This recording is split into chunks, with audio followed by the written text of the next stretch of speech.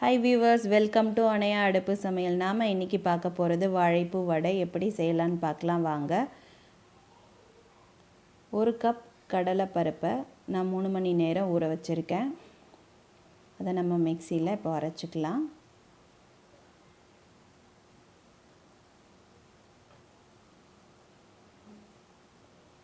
ரொம்ப நைஸா அரைக்க வேண்டாம். கொரகொரப்பா இந்த மாதிரி அரைச்சுக்கோங்க.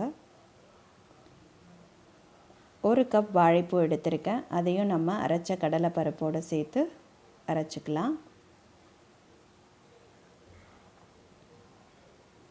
ரொம்ப நைஸாக அரைக்க வேண்டாம், அதையும்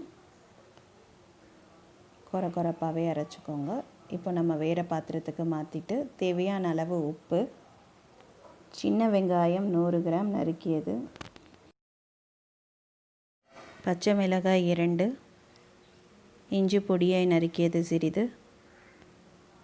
10 பூண்டு பல் தட்டி போட்டுக்கோங்க, கருவேப்பிலை கொத்தமல்லி சிறிதளவு, சோம்பு சிறிதளவு. இப்போ நம்ம இது எல்லாத்தையும் கலந்துக்கலாம். இப்போ நம்ம மாவு ரெடி ஆயிடுச்சு.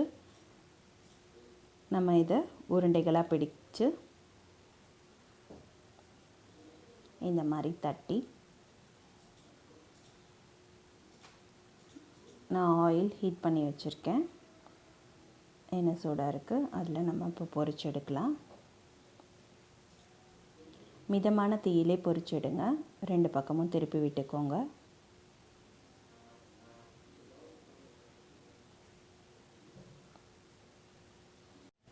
நம்மளோட வாழைப்பூ வடை இப்போ வெந்துருச்சு. நம்ம பிளேட்டுக்கு மாற்றிக்கலாம். வீட்டில் செஞ்சு பாருங்கள், நல்லா சுவையாக இருக்கும். பாருங்கள், நல்லா கிறிஸ்பியாக உள்ள சாஃப்டாக இருக்குது.